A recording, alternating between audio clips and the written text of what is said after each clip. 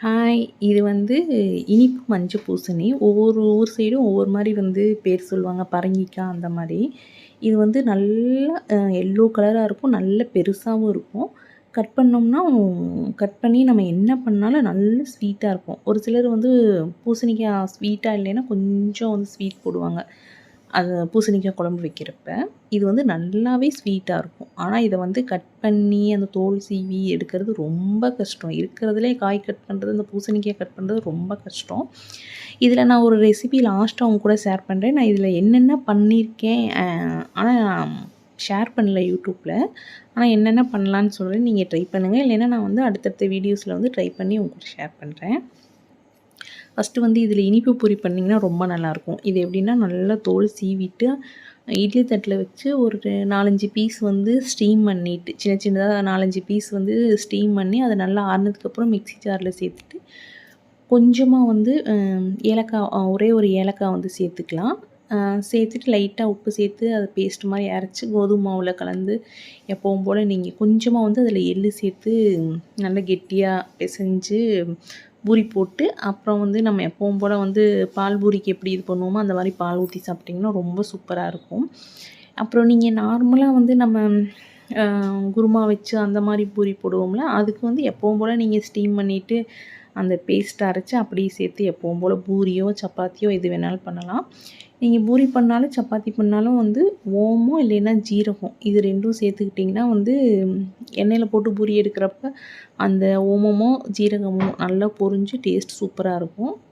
சப்பாத்தி இதில பண்ணுறீங்க அப்படின்னா, எப்பவும் போல ஸ்டீம் பண்ணி அந்த பேஸ்ட்ட சேர்த்துக்கிட்டு கொஞ்சம் ஜீரகம் சேர்த்து பெசஞ்சிருங்க. சூப்பரா இருக்கும். இது நான் நெறைய ட்ரை பண்ணியிருக்கேன். கருவேப்பில பூரி, முருங்கைக்கீரை பூரி, இந்த மாரி பூசணிக்காய் வந்து ஸ்டீம் பண்ணி பண்ணியிருக்கேன். டேஸ்ட் ரொம்ப நல்லாயிருக்கும். அதுவும் பார்க்கறக்கு நல்ல எல்லோ கலரா இருக்கும். இந்த விதைய இந்த மாரி நல்லா க்ளீன் பண்ணி எடுத்து, தனித்தனியா விதைய எடுத்து நல்லா வெயில்ல காய வச்சுட்டீங்க அப்படின்னா, பொடி பண்ணி வச்சுக்கலாம். ரைஸ்க்கும் நல்லாயிருக்கும். இட்லி, தோசை எல்லாத்துக்கும் சூப்பரா இருக்கும். அந்த பொடியே வந்து ஒரு மாரி நல்ல வித்தியாசமான டேஸ்ட் இருக்கும். நம்ம அந்த பொடிய சாப்பிட்டோம்னா வந்து ஏதோ நம்ம தாத்தா, பாட்டிங்க அவங்கலாம் வந்து நம்ம சின்ன வயசா இருக்கப்போ பண்ணி குடுத்த அந்த பொடி மாரியே டேஸ்ட் இருக்கும். அது என்னவோ தெரியல, அந்த விதையோட டேஸ்ட்டா என்னன்னு தெரியல. சூப்பரா இருக்கும். நான் வந்து இன்றைக்கி சிம்பிளா வந்து என்ன பண்ணேன் அப்படின்னா, சும்மா பூசணிக்காய் வேக வச்சு அப்படியே பச்சை மிளகாய், வெங்காயம் போட்டு அப்படியே தாளிச்சிட்டேன். அதுவும் சூப்பரா இருந்துச்சு. நீங்க லாஸ்ட்டா வந்து வேணும்னா தேங்காய் சேர்த்துக்கலாம். இல்லைன்னா வந்து நிலக்கடலை பருப்பு வந்து வறுத்துட்டு அந்த பொடிய வந்து சேர்த்துக்கலாம். நான் இன்றைக்கி எதுவுமே சேர்க்கல.